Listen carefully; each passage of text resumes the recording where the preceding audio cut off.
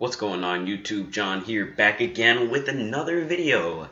This time, once again, hey, you can see me. This time we're going off the computer again. We're going to be going over 10 cards from MLB The Show 17 that I really want back in this game. Some of them I want back in the game for troll reasons, I'm not going to lie. This first one, you guys are not going to like it. You guys are definitely not going to like this first one. But I definitely want to see some of these guys back. These guys are not in MLB The Show 20. They weren't in 19 either. I just want to see these cards back in the game so we can have a little bit more, excitement, new legends, stuff like that. So let's get straight into it. First off, 97 Phil Niekro. Now I know what you're thinking. Isn't Phil Niekro the knuckleballer? Yes. Yes, indeed he is. This card was extremely good in 17. He throws a knuckleball, a sinker, a curveball, a screwball, and a four-seamer.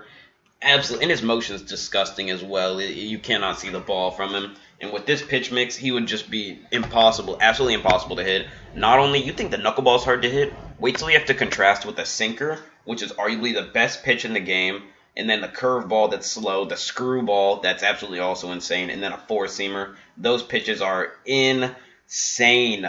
Now, also his per nines. This is back in MLB The Show 17. This is when they started having, this is when they stopped having attributes that are capped at 99.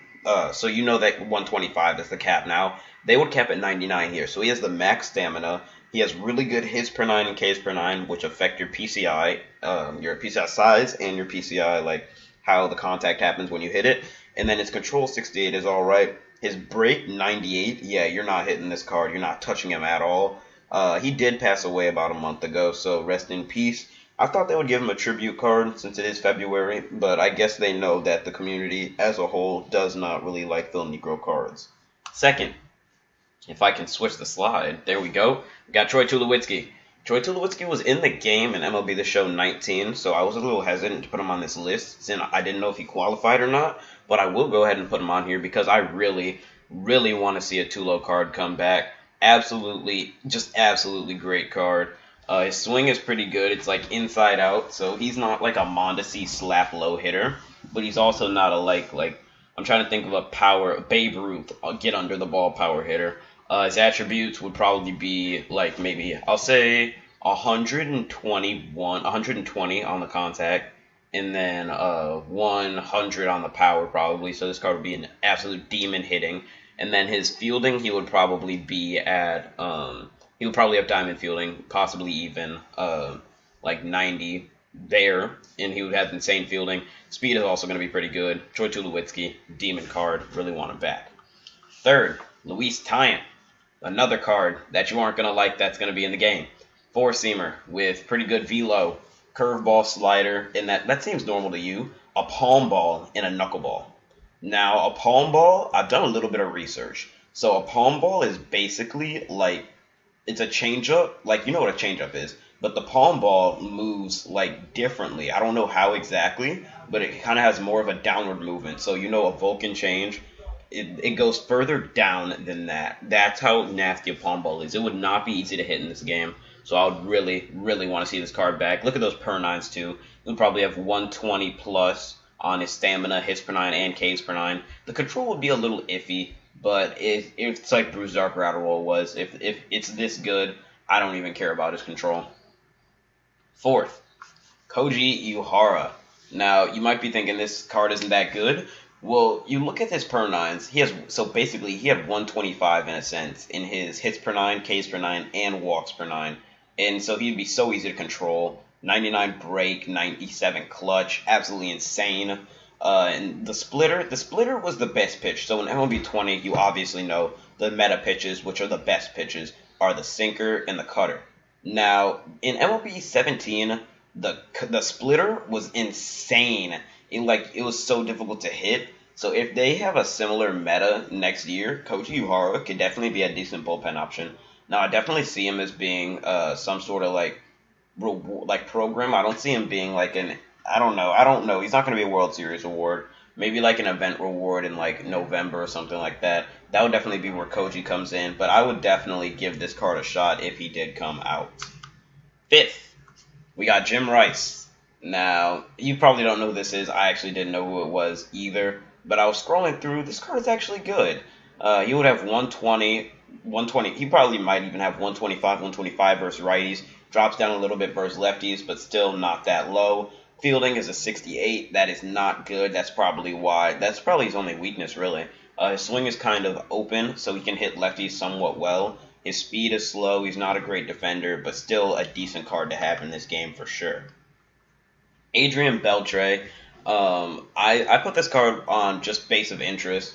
On interest, you want the name Adrian Beltray in the game, but his swing isn't necessarily that good. Close your eyes and think of a blend between Gary Sheffield and Andrew Jones. Think of a blend between those two. That's Adrian Beltray's swing. It's really closed, so I don't know exactly how he would have a long swing. So he probably would be late on Hall of Fame and legend. Would probably be late on a lot of fastballs. But this card will definitely turn on a lot of hanging pitches and pull a lot really well, which is something you really like to see, independent of your cards. He would have good fielding, diamond fielding. It would be kind of slow though, but his hitting, he would probably have 115. Everything offensively, in terms of contact and power and vision. Excellent card. It just depends on the swing. It all depends on the swing. Victor Martinez, this is a Tigers bias for sure. But, oh, I dropped my phone. Good, John. But Tigers bias for sure. Victor Martinez, we just need more guys with catcher secondary. I'm looking right now on a different monitor.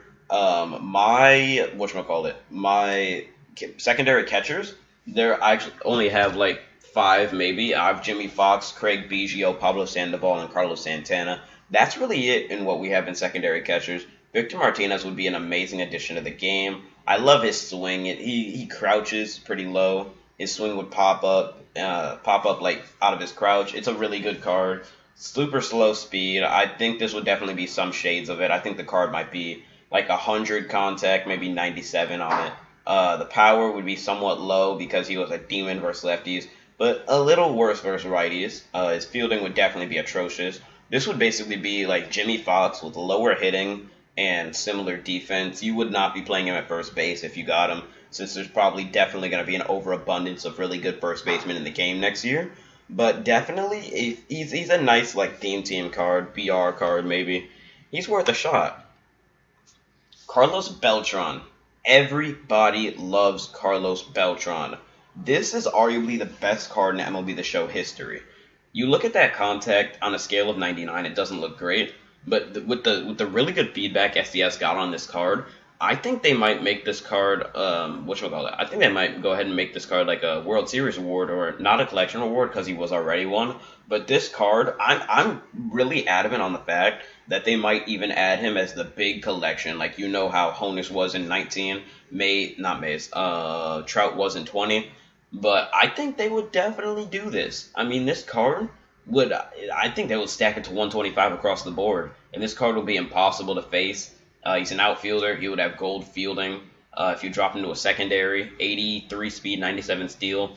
Absolute demon of a card. If you had the card, there's no shot he would ever leave your lineup if you had him. Trust me on that. We're going to get some videos in with Carlos Beltran's swing on my creative player. We're going to get some debuts in for those guys. So be sure to check those out. Ryan Howard is up next. Shout out Weens. 87-99 versus righties. He has 125 pop versus righties. Insanity. Versus lefties, he drops off a little bit on the contact. He's kind of basically like a reverse Cody Bellinger.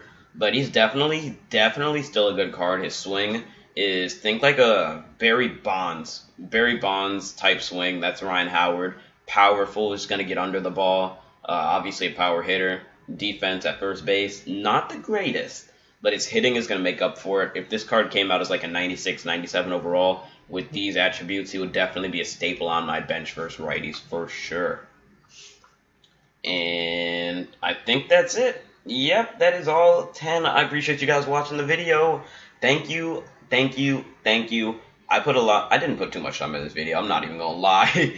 But I definitely did some good research here. If I get 10 likes on this one, we'll go ahead and make one for MLB The Show 18 and 19. Appreciate you guys watching. Be sure to watch out for the debuts, everything. Appreciate you watching again.